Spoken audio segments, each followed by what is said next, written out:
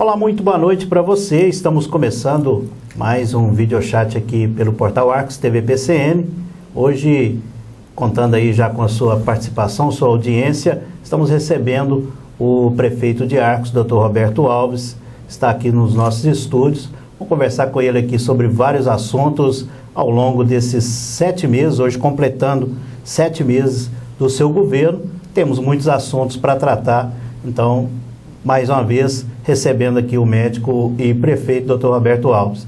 Dr. Roberto, primeiramente, agradecer pela sua presença, né? Demoramos um pouquinho para conseguir acertar a nossa entrevista aí, mas estamos aqui e, desde já, agradecendo aí pelo seu tempo em vir aqui participar conosco. Jaime, o prazer é todo nosso, não é? Realmente, você já me convida desde o início. Primeiro nós passamos por 100 dias, depois passamos por 6 meses, mas chegou nos 7 meses. Eu acho que tudo tem a hora, todos sabem que eu procuro dar atenção máxima a todos da imprensa, mas realmente com você é o último lugar praticamente que eu venho. Já estive 2 vezes na Rádio Cidade, já estive em outras rádios, já falei para os jornais, mas aqui, acho que eu estava esperando um tratamento meu de cabelo para melhorar, para diminuir a testa, mas chegou o dia. A diferença é que aqui você está aparecendo ao vivo, em vídeo para toda a população. Por isso que eu fiz um tratamento para ver se o seu cabelo crescia mais. Mas eu acho que não tive muito efeito, não. Não teve muito efeito? Não teve. É isso aí. Mas então, conforme eu disse, doutor, completando aí hoje, né, hoje 31 de julho, completando 7 meses do seu governo, né? Um governo que assumiu com um tempo muito corrido para a transição, né? Todos sabem que o governo acabou assumindo meio que na correria, né? E aí tem-se muita dificuldade até conseguir embalar os procedimentos, embalar, né, todo o trabalho na prefeitura. Para a gente começar, queria que o senhor falasse dessas dificuldades, né, que foi mais difícil nesse início aí, visto que o tempo de transição foi pequeno. Então, teve algumas dificuldades, não teve? O senhor achou que foi tranquilo? Como que foi? Não, existiram dificuldades. Não vou falar assim que só nós encontramos só facilidades, não. Como o tempo, você mesmo disse, foi corrido, e além do mais, Jaime, não existiu. Eu falo que essa eleição de Arcos foi uma eleição do inusitado, não é? Toda ela foi inusitado, inclusive o resultado, quem que imaginava que algum dia em Arcos o primeiro colocado de uma eleição ia ser cassado, ter com a sua candidatura cassada, e o segundo assumir. E mesmo quando nós entramos na política, ninguém nos dava nem como primeiro, nem como segundo. Nós viramos até alvo de apostas, várias na cidade, o máximo que a gente teria de votos. Mas com o tempo, durante a campanha, durante o período eleitoral, a campanha foi tomando corpo e nós conseguimos ficar em segundo. Primeiro foi cassado, assumimos. Mas como foi assim uma eleição onde poucas pessoas acreditavam, a nossa turma também ficou pequena. Isso me deu facilidades para escolher quem eu precisava, porque nossos compromissos de campanha eram quase zero, praticamente, contrário de outros. Então nós pudemos escolher, tivemos tranquilidade para escolher esse primeiro, segundo, terceiro escalão, e tivemos também uma tranquilidade no sentido de buscar bons quadros do pessoal do Baiano, do pessoal do Lécio, porque graças a Deus eu não tenho problema com ninguém. Ninguém, não tenho inimigos na vida, não tenho indisposições com ninguém. Peço a Deus para que ensine cada vez mais a cultivar o perdão no meu coração, na minha mente, em todo o meu ser, todos os dias da minha vida, e nós podemos escolher. Mas, como nós escolhemos algumas pessoas que já trabalhavam na prefeitura, muitos são cargos de carreira, já estão lá há mais de 20 anos, como nosso secretário de Fazenda era da secretária de Fazenda, o seu Cleomar Geraldo da Silva, secretário de Fazenda da administração anterior. Sim. O senhor William, o secretário de planejamento, tinha sido secretário de educação do governo do Plácido Ribeiro Vaz e era da campanha do candidato Lécio. Então nós tivemos isso, mas os dois já conheciam, mas grande parte do nosso secretariado e mesmo segundo escalão nunca tinha pisado numa prefeitura. Então isso leva-se tempo, porque só tem um jeito de fazer um trilho. Qual que é? É passar no mesmo lugar todo dia. Então só tem jeito de experiência, de andar um caminho, se você andar mesmo. Você tem que sair na estrada, você tem que dar o pontapé inicial. Hoje eu posso dizer que a nossa equipe está muito melhor do que nós estávamos há 7, 6 meses atrás. Hoje nós temos uma experiência muito maior em relação a isso. Então, a primeira dificuldade foi a inexperiência de parte da equipe. A segunda, na administração pública, que todos tinham sido vencedores na iniciativa privada. Em relação ao segundo, é a desorganização da Prefeitura de Arcos. Isso, sim, é uma das coisas que nós estamos tentando resolver. E isso nos traz alguns transtornos até hoje e vamos tentar, durante o mandato, resolver o máximo dessa desorganização possível. Hoje o senhor considera que a Prefeitura já está caminhando conforme o senhor queria e que a equipe é essa mesmo? Seria essa a equipe ideal? A equipe, eu falo, Jaime, que a vida é muito dinâmica.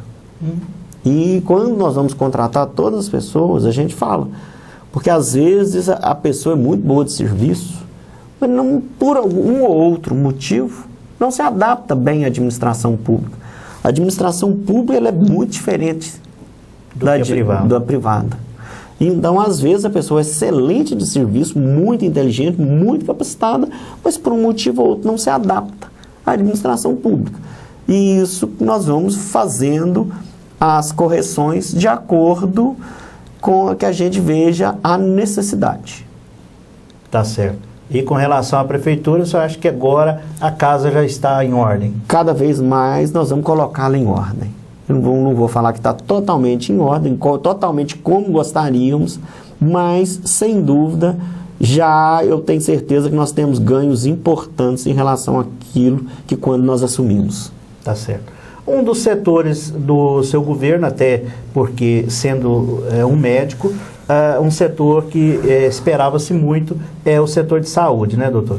O nosso secretário de saúde atual, doutor Antônio Carlos, é um dentista, né, um cirurgião dentista, assumiu a pasta e de lá para cá a saúde teve avanços, talvez ainda tem pendências, coisas para resolver, mas como que o senhor avalia esse tempo na saúde? Em relação realmente aonde nós tivemos avanços maiores, foi na saúde. Em primeiro lugar, a gente poderia colocar rapidamente, 7 pontos. A mudança da casa de apoio em Belo Horizonte. Não sei se vocês chegaram a fazer algum programa ou conhecer a casa de apoio antiga. Vimos fotos da antiga e da nova. E da nova. A diferença é muito grande. Sim. Isso é uma condições de acolher, a forma de acolher o arcoense em Belo Horizonte melhorou demais. Isso impacta na vida, na qualidade de vida do arcoense, principalmente daquela pessoa, do paciente e dos seus familiares. A instalação, colocamos também, tinha um psicólogo só para atender todos os PSFs. Hoje nós temos um psicólogo de 20 horas em cada PSF. Outra coisa que impactou também muito na qualidade de vida dos pacientes, que era uma das coisas que eu mais criticava, é o mamógrafo de Arcos. O mamógrafo que dava muito resultado errado, muito falso positivo, muito falso negativo. E hoje, com a digitalização, que essa digitalização foi conduzida, você deixa bem claro, pelo doutor Jordani, que era o radiologista, que já estava aí 8 anos, ele falou, Roberto, eu já tenho, quando nós conversamos com ele, ele falou, eu já tenho aquilo que precisa ser feito. Nós sempre quisemos que fizesse isso. E o que nós fizemos? Foi comprar um material para digitalizar o mamógrafo. Hoje não se faz a revelação, ele é digitalizado e você consegue lá fazer os laudos de uma forma muito melhor e ele não é, como ele não é revelado, ele é impresso, o resultado é outro. Assim que nós tivemos os primeiros resultados, eu fui em Formiga, conversei com o doutor Francisco Ribeiro Teixeira sobre a qualidade do exame. Ele achou muito boa. Com o doutor Carlos Eduardo Sene de Moraes, que é um mastologista conhecido e famoso da região, todos os dois falaram, agora sim você tem um exame de excepcional qualidade. Até aproveitar e abrir um parênteses nesse assunto, doutor, para você explicar um pouquinho melhor do que se trata essa digitalização, porque muitas vezes a pessoa vai achar, não vai entender, o equipamento ele é separado entre o equipamento que faz o exame, sim, que capta as imagens, e o que faz a revelação. Exato. Isso? Antes você tinha lá... Foi trocada a revelação. Exatamente. Que antes você tinha lá o aparelho, que, como diz, que batia as fotos, mas tinha um chassi com filme para revelação. Então, dependia do filme, da qualidade do filme, dependia da qualidade dos químicos, dos produtos químicos, para fazer a revelação. Então, isso dava muito problema de qualidade técnica. Hoje, não. O aparelho que faz a mamografia é o mesmo, mas só que não existe mais a revelação. Tudo é computadorizado, tudo é digitalizado. Então, essa imagem é captada pelo computador. Pelo computador. E você quiser lá, tem a técnica, que é muito boa, a senhorita Letícia, que já estava aí há muito tempo. Antes ela trabalhava aqui em Campo Belo, hoje ela trabalha só aqui em Arcos. Por exemplo, ainda tem condições, ela vê, se ela nota que tem algo naquele exame, ela mesmo já dá até um zoom, que chama uma magnificação, para aumentar a imagem naquele local. Porque ela está vendo a imagem. Ela está vendo a imagem antes de revelá-la. Depois que ela vê que a imagem está de qualidade boa, aí sim que ela vai fazer a impressão. Por exemplo, antigamente nós não tínhamos aquelas maquininhas antigas, tinha muitas fotos, você só fazia assim, rasgava ela na hora, porque você achava que estava tirando foto de alguma coisa e não estava. Não estava, verdade. Assim também funcionava o aparelho de Arcos. E ainda vos digo outra coisa, o aparelho de raio-x ainda funciona no sistema antigo, mas nós já digitalizamos o mamógrafo e semana passada o pessoal já esteve aqui, nós vamos digitalizar todos os raios-x aqui de Arcos. O raio-x também. Também. Porque para digitalizar o raio-x também, nós vamos ter que fazer um outro investimento, não no valor que do primeiro, que foi de R$130 mil, treinar os nossos técnicos de raio-x para que funcione dessa forma. Vai dar uma qualidade no raio-x excelente. Tenho certeza que nenhuma prefeitura da Redondeza tem isso. Como também não tem nenhuma prefeitura próxima que tem psicólogos nessa quantidade que nós temos. Nós já temos 2 fisioterapeutas, que são 2 senhoritas, que estão atendendo nos PSFs, em casa. Por exemplo, pacientes que têm sequelas de derrame, de AVC, elas estão indo. E nós vamos aumentar. Antigamente não existia o profissional farmacêutico no controle das farmácias dos PSFs. Nós já colocamos. Hoje tem um farmacêutico em cada... Não é um em cada. Hoje tem 2, por enquanto, mas nós vamos aumentar. Para atender todos os PSFs. Existe um programa que chama NASF, Núcleo de Apoio da Saúde da Família. Esse NASF nós tínhamos um aqui para Arcos. Hoje, questão de 2 semanas atrás, já saiu no Diário Oficial da União a autorização para o segundo NASF aqui em Arcos. Então a verba, que era 20 mil mensais, vai passar para 40 mil. Então isso já dá um ganho da gente contratar novos profissionais para atender nos PSFs. Pois não. Esses profissionais, e lembrando que está vindo aí também uma farmácia de Minas, né? Exatamente. Isso vai ter muito lugar para o pessoal pegar remédio, não vai? Agora. Vai facilitar muito. Vai facilitar muito. O programa Farmácia de Minas, ele é um programa estadual, né? E que tem todos os municípios do Brasil, mais ou menos, todos os municípios de Minas, eles estão implantando, que vai ser na Avenida Sanitária. A verba já está aí. E ao lado da Farmácia de Minas, nós vamos construir uma UBS, quer dizer, uma Unidade Básica de Saúde do Estado, que nós vamos inaugurar assim que a gente tiver médicos, que no Brasil inteiro, qual que eram os 3 últimos assuntos nesse último mês? As manifestações, o Papa Francisco, que realmente é um ser que vai estar modificando a forma de pensar do ser humano na Terra, e o terceiro, a falta de médicos no Brasil. Que continua, inclusive os médicos estão protestando, estão parados, né? Inclusive hoje tem manifestação no Brasil inteiro, eles estão reivindicando melhores condições de trabalho. De trabalho, exatamente. Aqui em Arcos nós temos umas condições de trabalho razoáveis. Em relação aos PSFs, boa. O nosso pronto-socorro municipal está indo bem. A Santa Casa, que ainda nós temos algumas limitações. A principal delas é o bloco cirúrgico. E nós estamos com a principal demanda nossa com o secretário estadual de saúde, senhor Antônio Jorge de Souza Marques, em relação, e também com o vice-governador Alberto Pinto Coelho, em relação a um novo bloco cirúrgico para a Santa Casa de Arcos. O projeto já voltou várias vezes, provavelmente ele deve estar indo hoje ou amanhã, se eu não me engano, pela segunda vez eu tenho certeza, talvez a terceira vez, para fazer as correções. E se Deus quiser, esse ano ainda, vamos começar com um novo bloco cirúrgico para a Santa Casa de Arcos.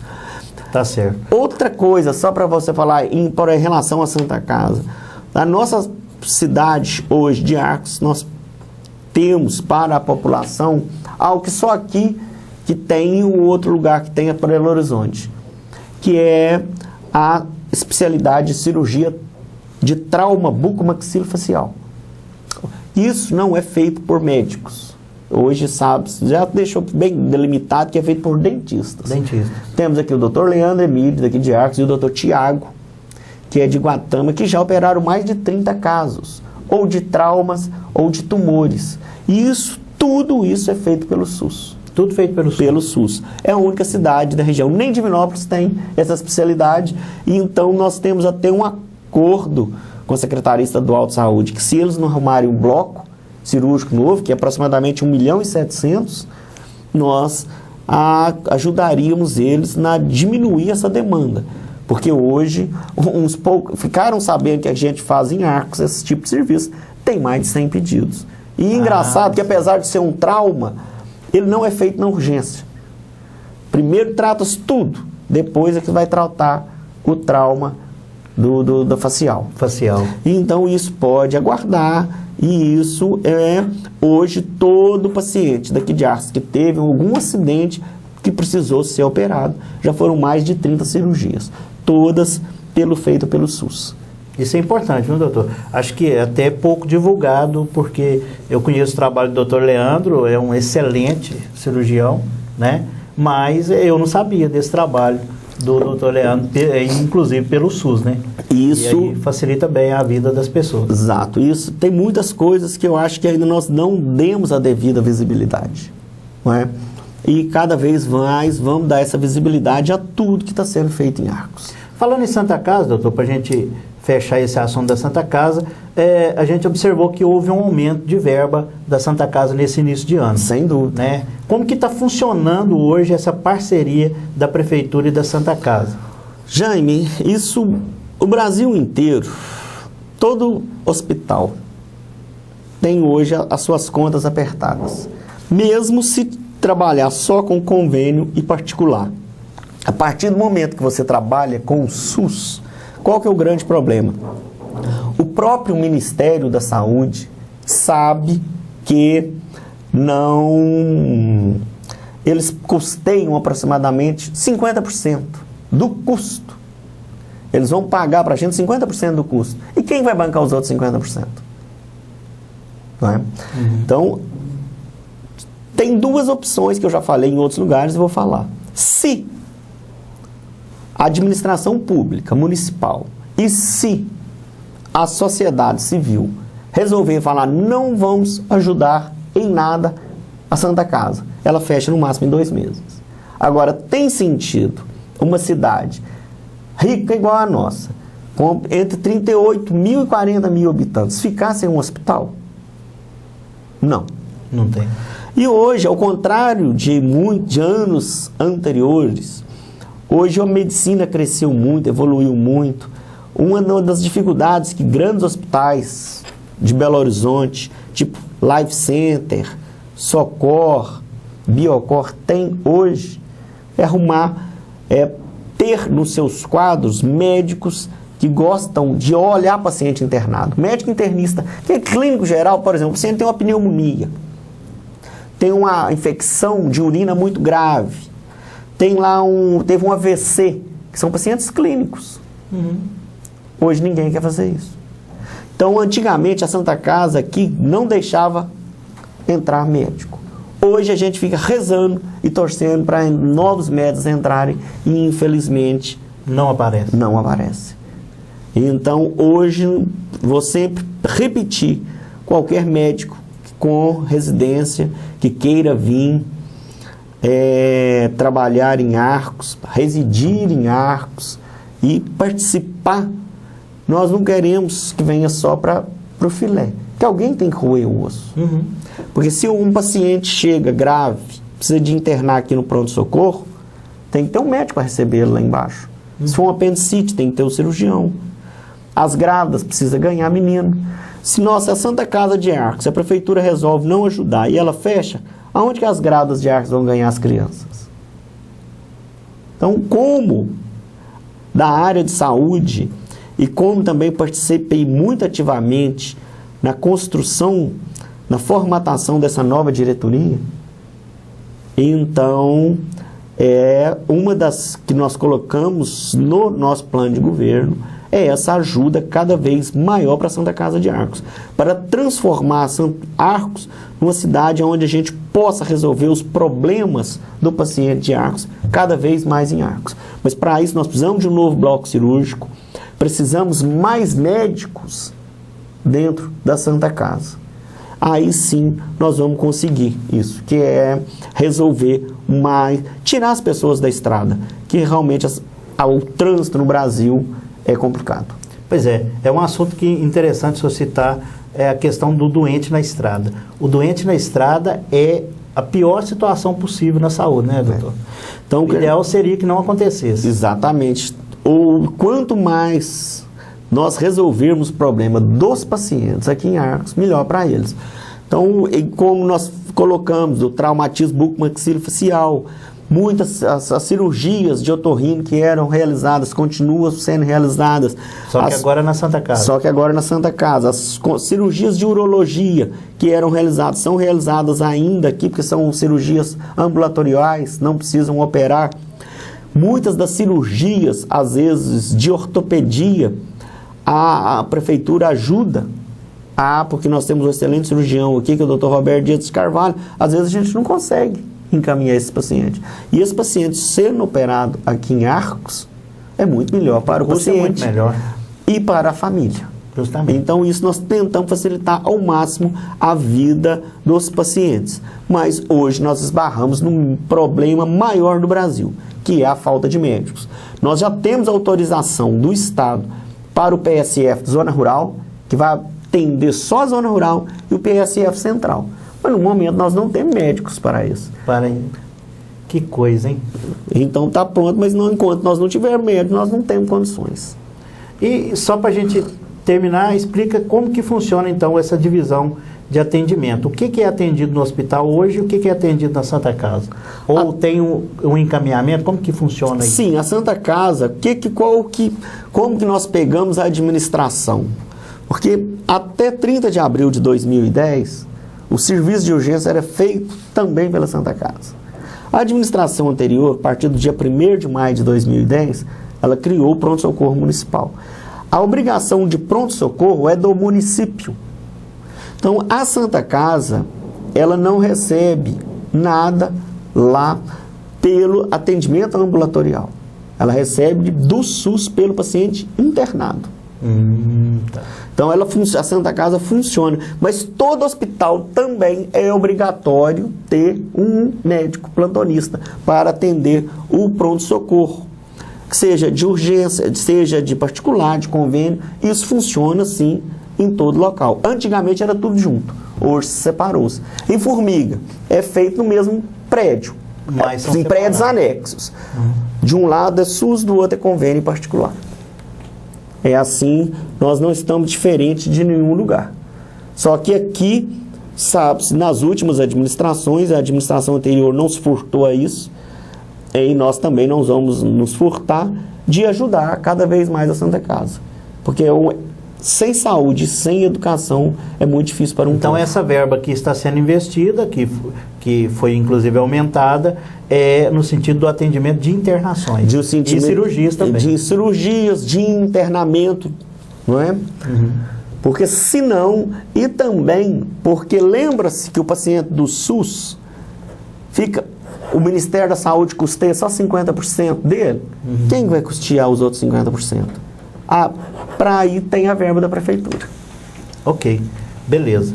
Doutor, outro assunto, pró-infâncias. A gente teve informação recente que foram iniciadas as obras do Pró-Infância do bairro São Vicente.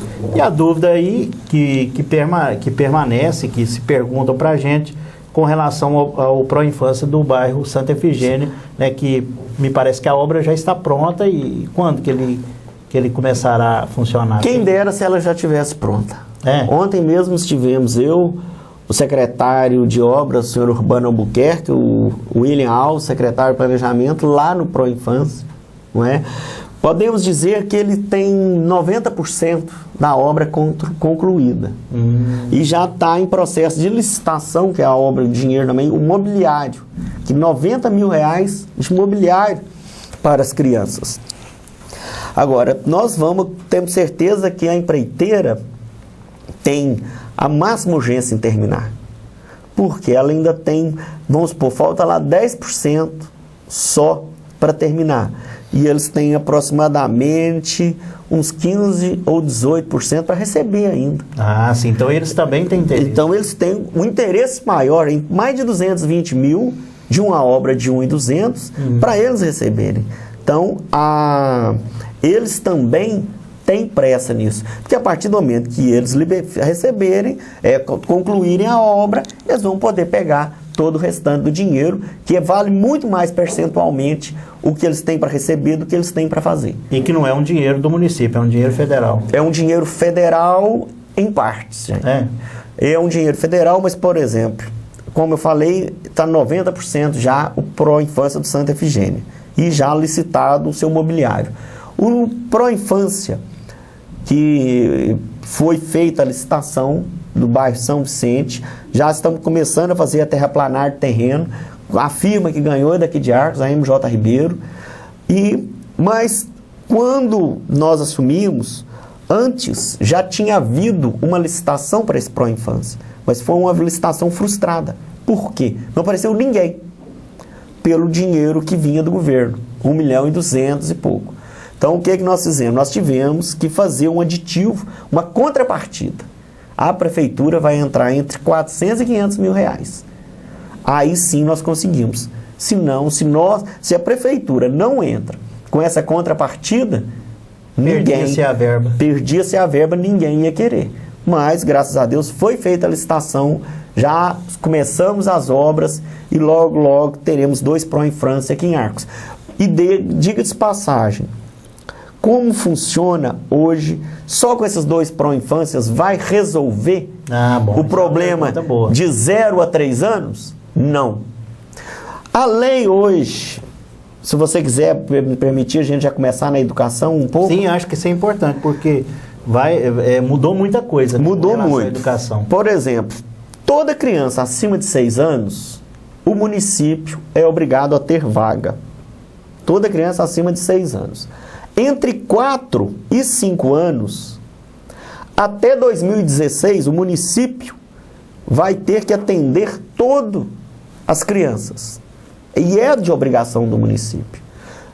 E de 0 a 3 anos, a lei federal fala que até 2023, 50% das crianças, o município vai ter que arrumar a vaga. Só que tem uma coisa. E aquelas crianças que vão no Ministério, os pais vão para o Ministério Público e o Ministério Público fala, você tem que ter a vaga. E tem sentido a gente ter que esperar andar de acordo com as leis do restante do país? Não. A Arcos, eu falo, que é uma cidade que tem um potencial financeiro, tem que ter um potencial humano e tem que fazer com que esse potencial financeiro humano seja revertido em serviços públicos de excelente qualidade. Então, o nosso sonho, que hoje, se a gente for somar crianças de 0 a 3 e de 4 a 5 anos que estão fora da escola, nós não temos nem a metade dessas crianças na escola hoje. Eu tenho aproximadamente 1.235 crianças que estão. E até o final do nosso mandato, essas de 4 e 5 anos, nós vamos ter que ter vagas para todas essas.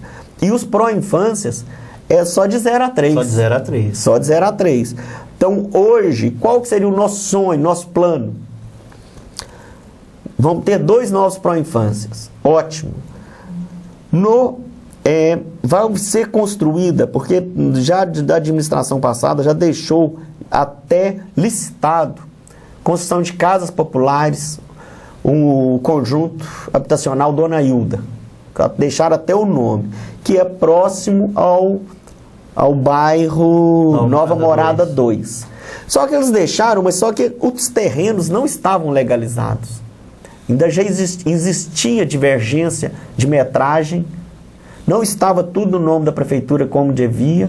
Então nós tivemos que fazer a retificação e fusão dessas áreas e agora nós estamos fazendo o desmembramento no cartório. Porque a construtora já está listada. Não é? Então ela quer que comece o mais rápido possível. E 6% do valor desse conjunto habitacional, ele é uma lei desse ano, de 2013, para construir instrumento público. No próprio bairro. No próprio bairro. Lá no Olaria, uma coisa que eu esqueci de falar, nós estamos construindo já um novo UBS. A sede do PSF já está em construção também. Porque lá é o imóvel alugado, né? É o imóvel alugado.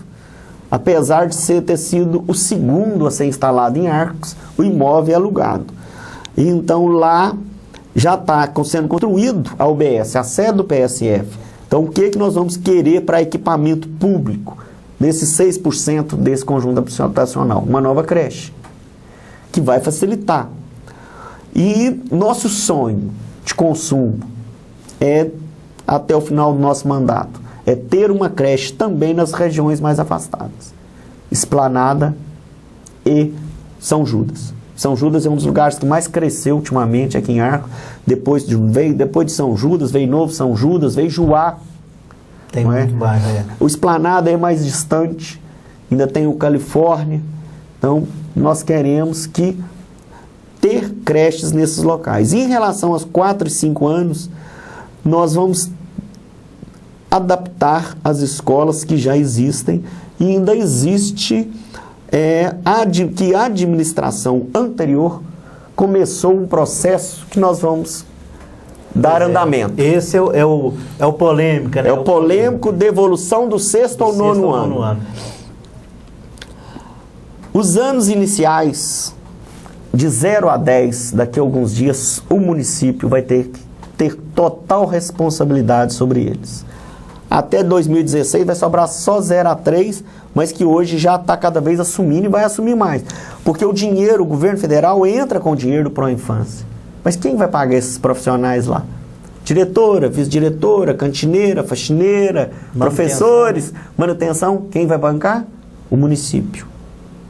Essa creche que for construída lá no conjunto habitacional Dona Hilda, quem vai entrar com os funcionários? Com todas essas exigências, e Arcos é uma cidade que gasta muito com saúde, as administrações posteriores, que seja 2017 a 2020, 2021 a 2024, se continuar mantendo 6º ao 9º ano, ele não vai conseguir manter as leis de responsabilidade fiscal. Você falou certinho o que eu imaginei. Não consegue. Com esse inchaço da rede de saúde e da rede de educação, os 53% da lei de responsabilidade fiscal vai estourar. Vai estourar. Então, o município, porque isso é os anos final, o ensino médio, a obrigação total do Estado. E o ensino, os anos finais de 6º ao 9º pode ser misto. Só que é um misto onde 95% dos municípios não assumem Arcos está no 5% que assume. Mas Arcos vai dar conta de manter isso até quando? Será que vai dar conta? Com esse nível de exigência da população arcoense na área de saúde, com tudo aquilo que precisa ser modificado na área de educação, porque ainda tem um detalhezinho. Arcos hoje não paga para os seus professores de P1, o P4 sim paga, mas P1 não se paga o piso nacional. Então, quase 100 professores já entraram na justiça pedindo isso. Nós estamos fazendo a defesa só que eles nem precisavam ter feito isso. Porque em abril eu já tinha falado isso lá na PUC, que nós iríamos pagar esse piso assim que nós tivéssemos o processo todo pronto. Em agosto, a partir de 31 de agosto, nós já vamos pagar, se Deus quiser, no piso nacional. E vamos acertar de abril de 2011, que a lei manda, até 31 de julho de 2013. Quer dizer, 2011 e 2012, que a administração anterior ter pago e não pagou, e esses 7 meses da nossa administração. Então a Arcos vai ter os seus professores. Só isso já vai dar um aumento nos vencimentos dos professores importante. E mais do que merecido. Se não tem condições de fazer uma educação de boa qualidade sem professores capacitados e bem remunerados. Então, é uma coisa...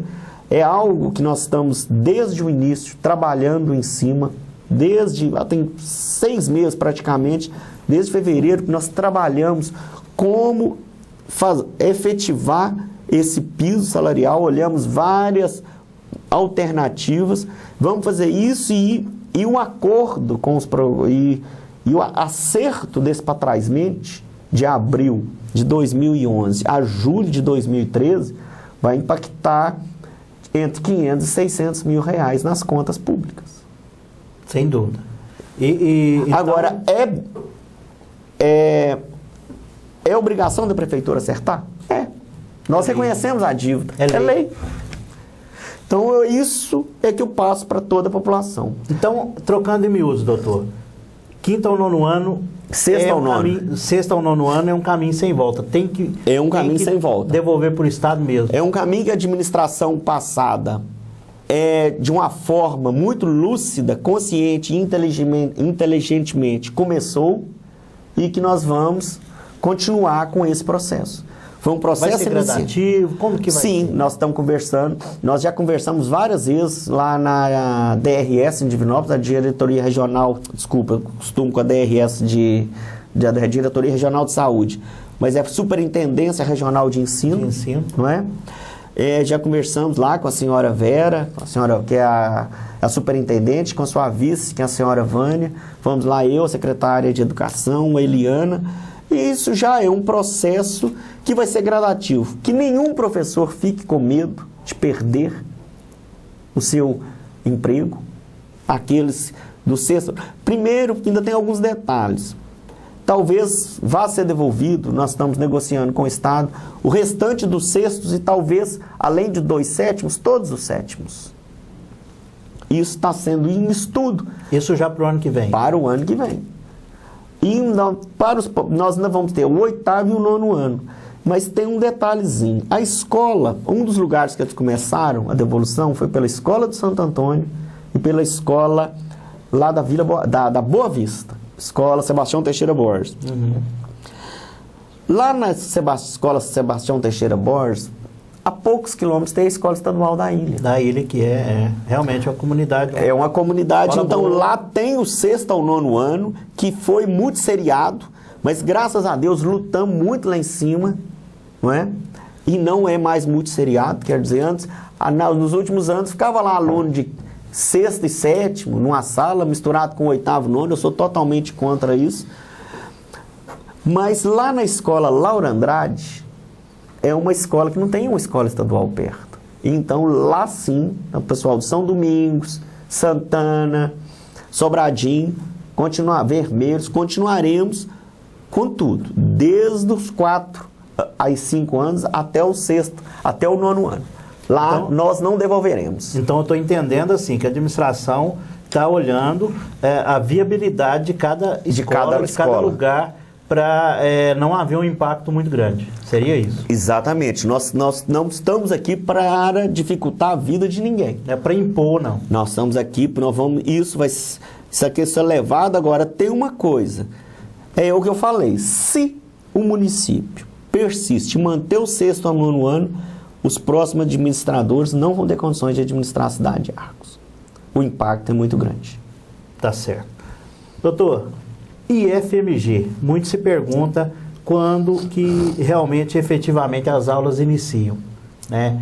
Foi votado a verba para contratação de pessoas? Já foram. Como que está esse processo?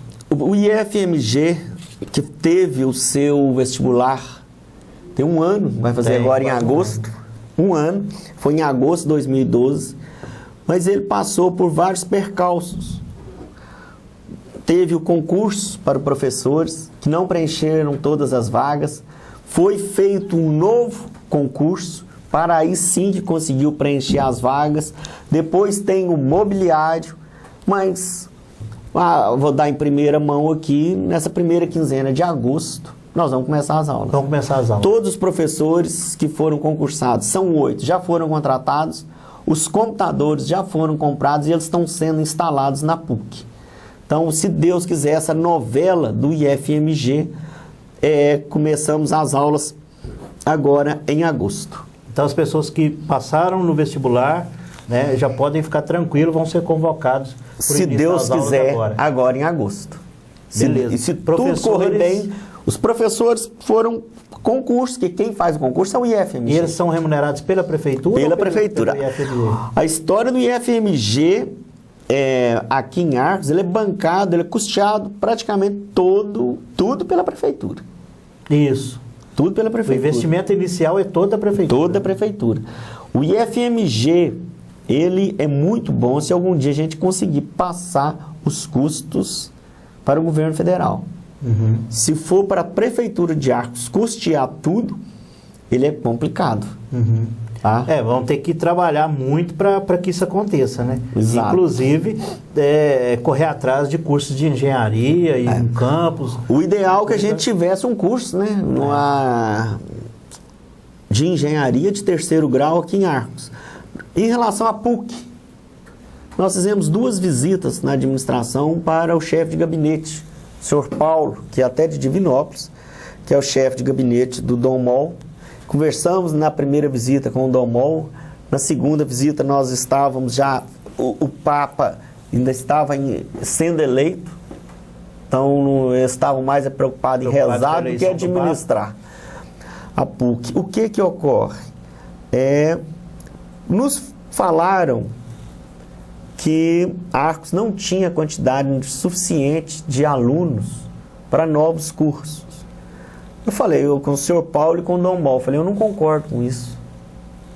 Porque Arcos hoje custeia 75% do transporte desses universitários.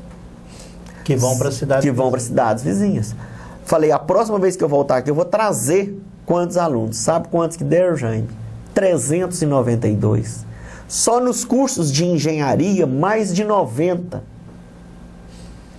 Então, seria muito melhor para a cidade de Arcos se a gente pagasse bolsas e meias bolsas para esses alunos aqui. Para fazerem os cursos. Eles falaram, mas porque tem um padrão PUC de ensino. Concordo. Não vou falar. Os laboratórios de um padrão PUC de ensino realmente devem ser ter um valor muito maior do que o da Unifor. Das outras universidades. Mas aqui nós temos Lafarge, temos CSN, temos Belocal, temos a própria prefeitura. Será que nós não conseguiríamos ajudar a custear esses laboratórios?